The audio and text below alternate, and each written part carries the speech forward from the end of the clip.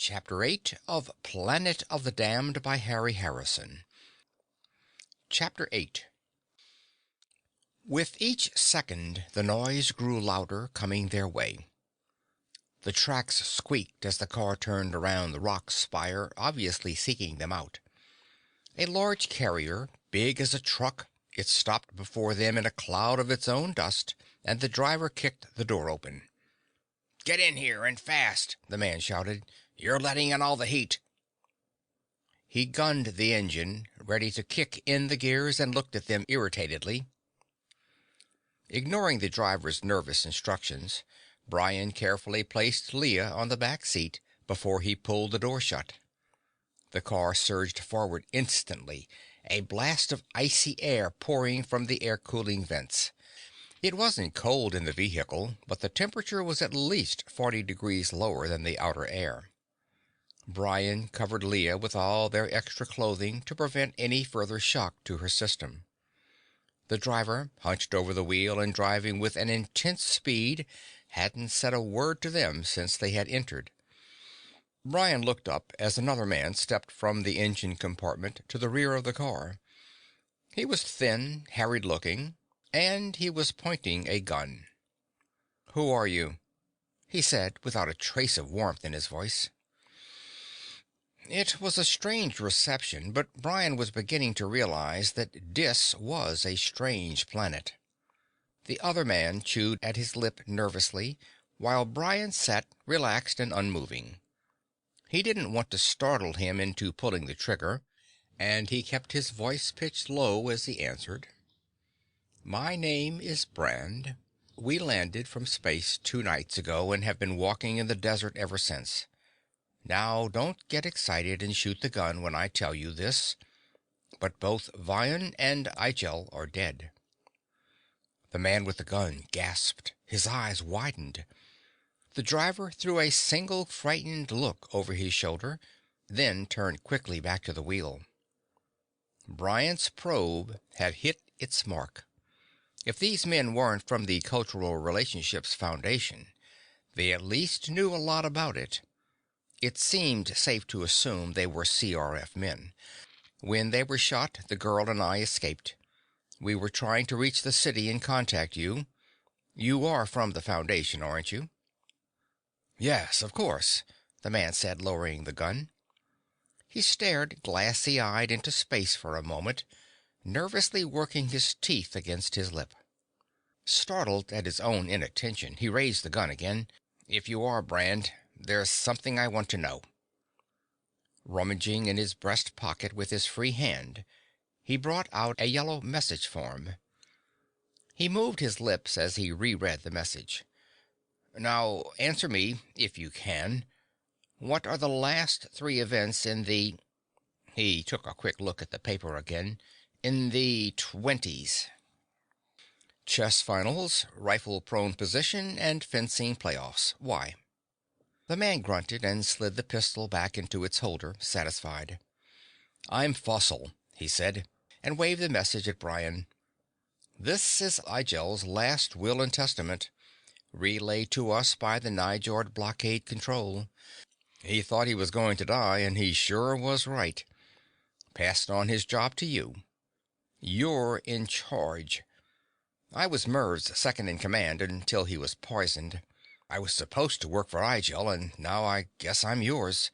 At least until tomorrow, when we'll have everything packed and get off this hell planet." "What do you mean tomorrow?" Brion asked. "It's 3 days to deadline, and we still have a job to do."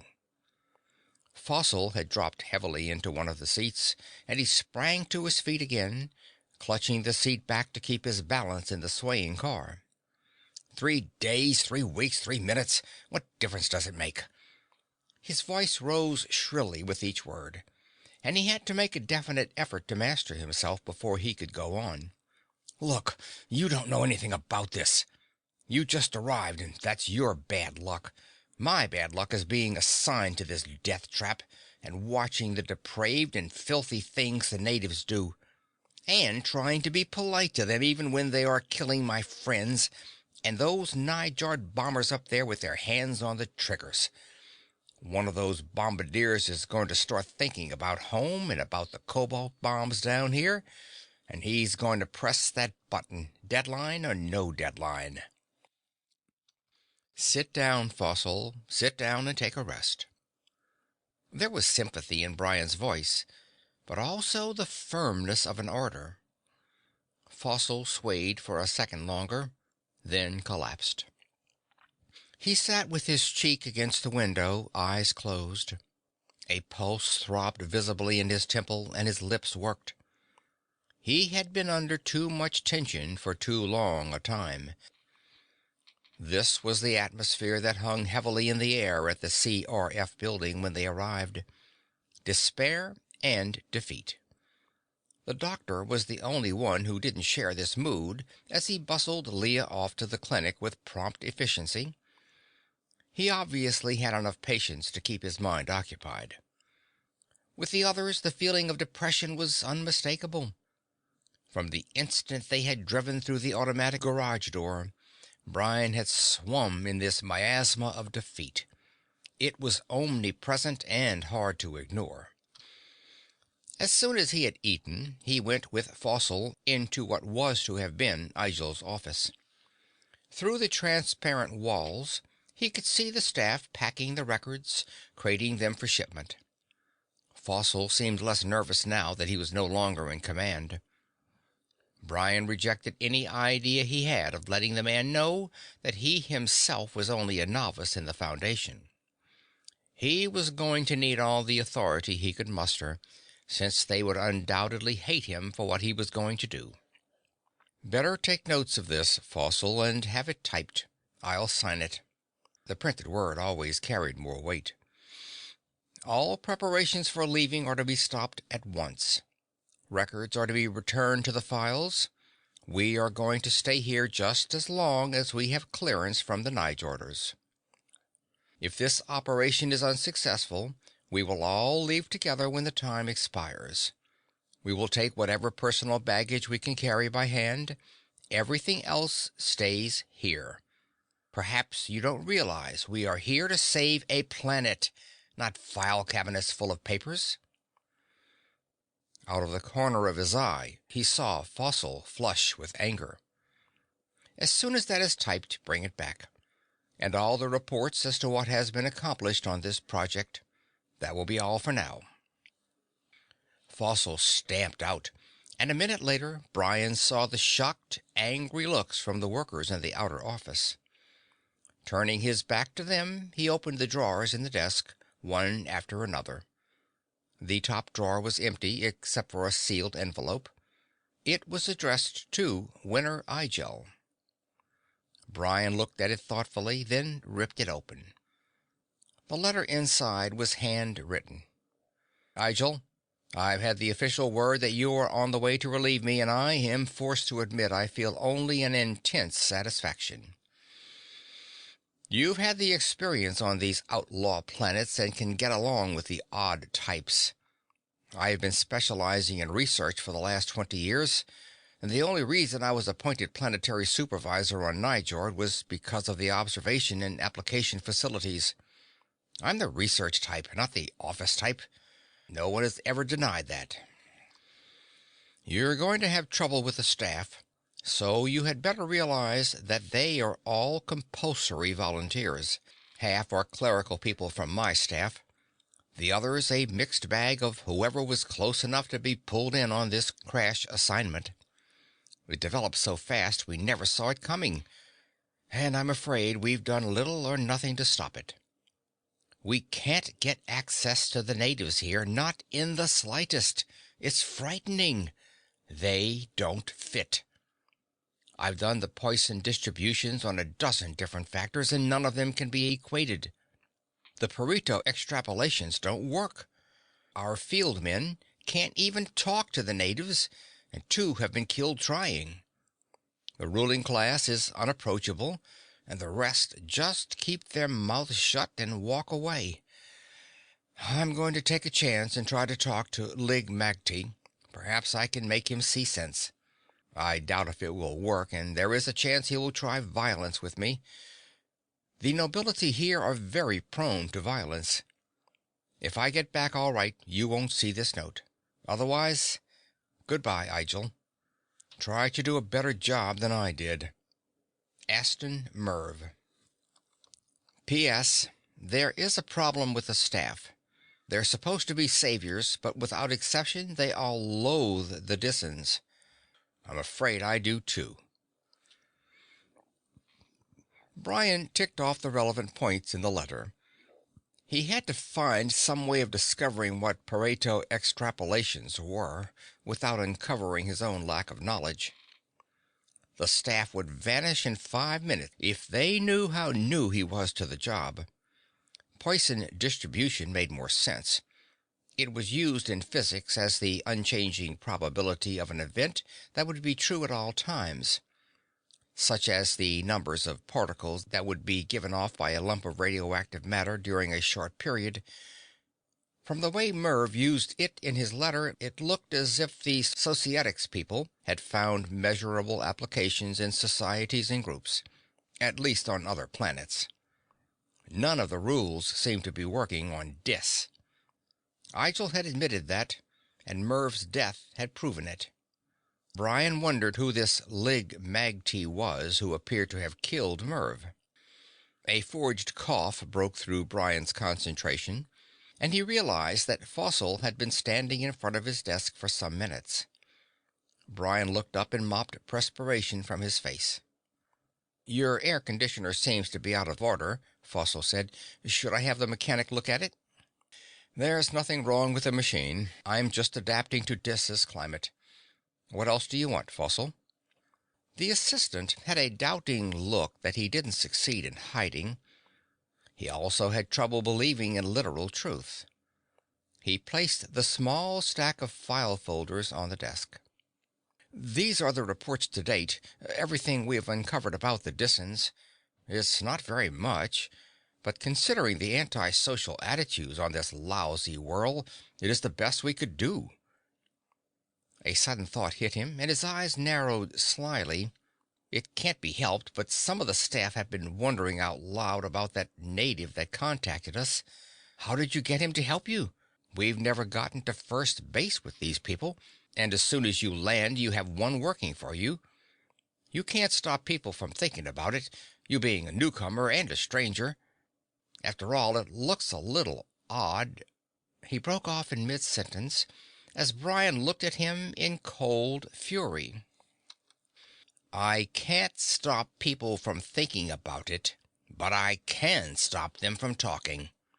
Our job is to contact the Dissens and stop this suicidal war.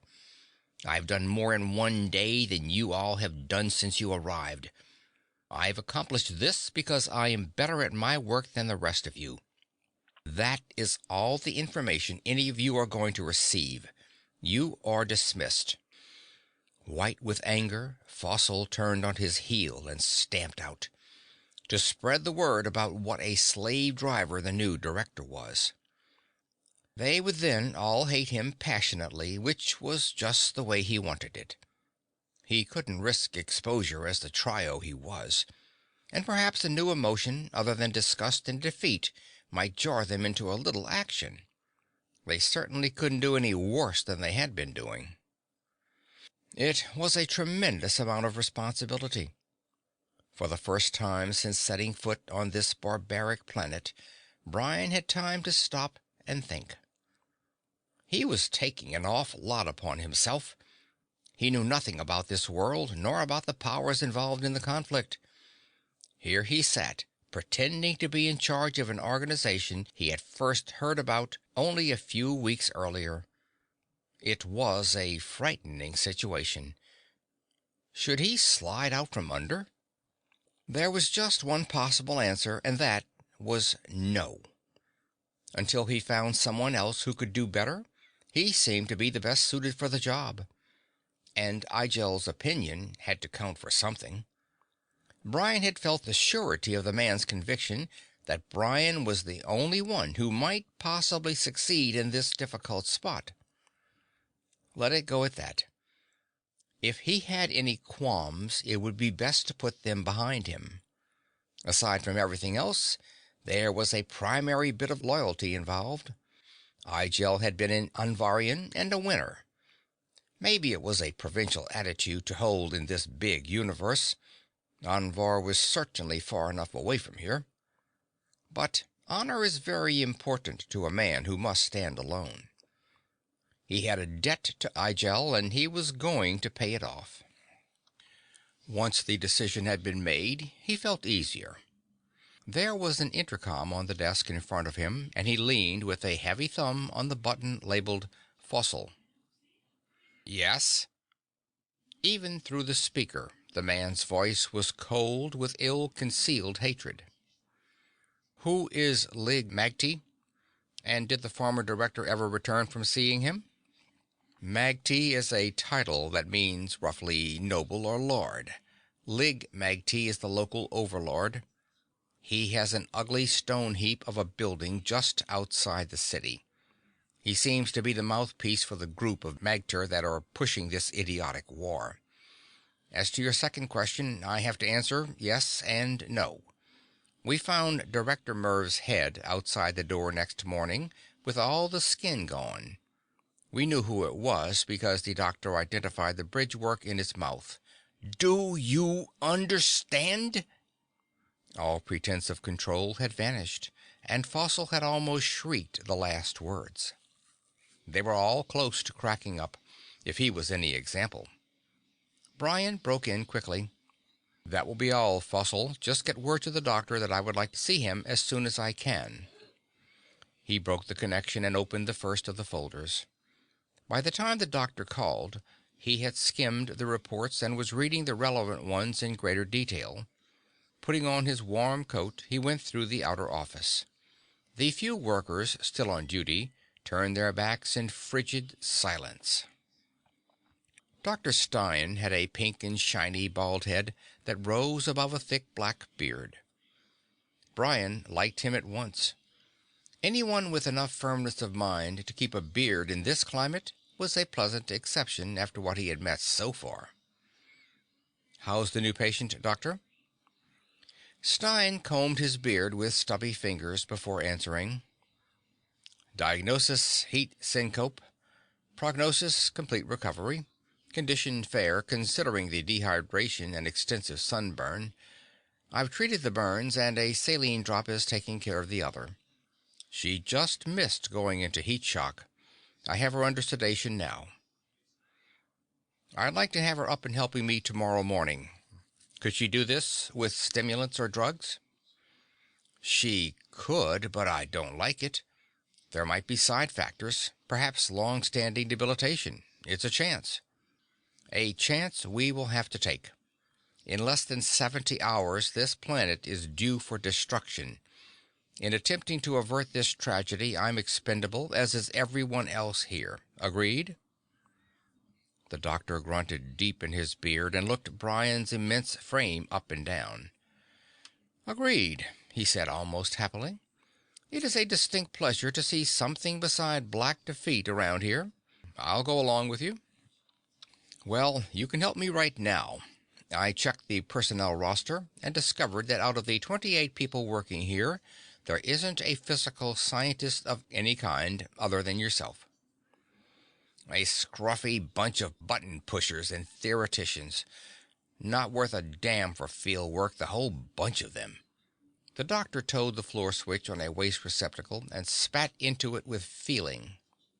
Then I'm going to depend on you for some straight answers, Brion said.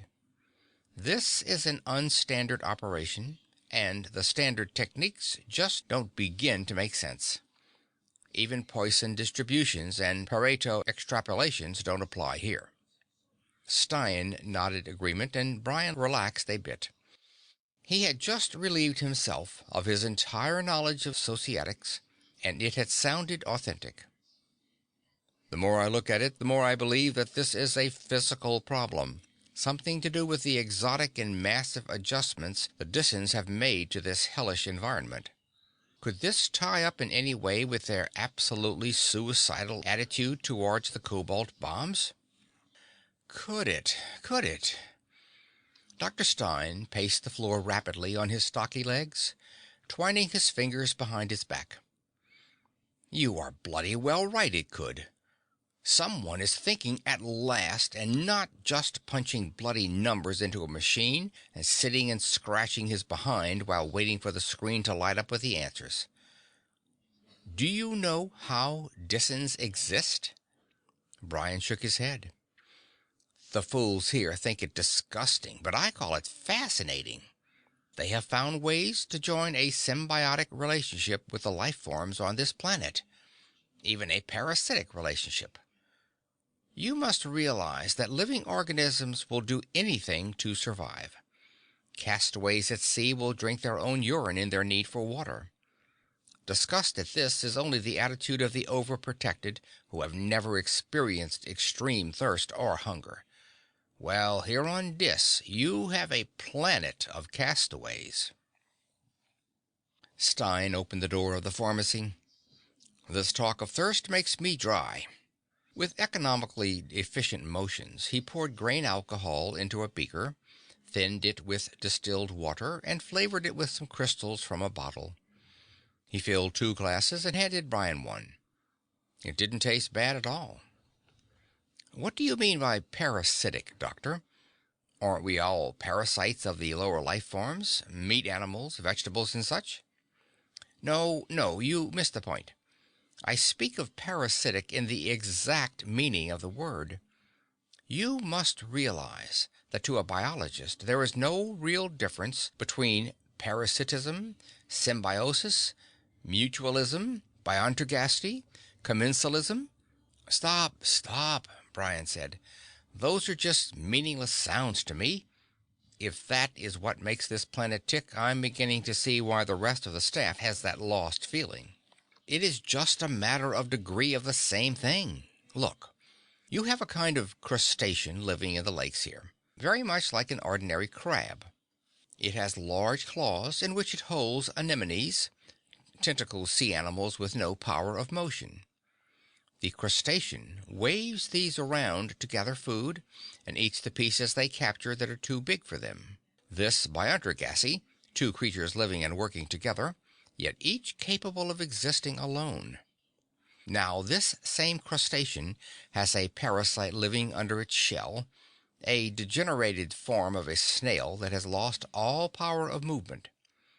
A true parasite that takes its food from its host's body and gives nothing in return.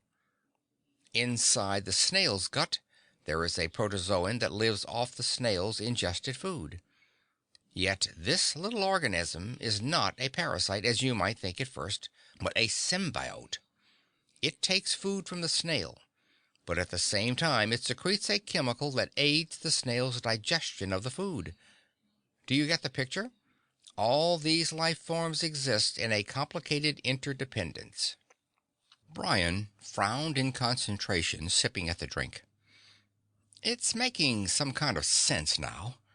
Symbiosis, parasitism, and all the rest are just ways of describing variations of the same basic process of living together.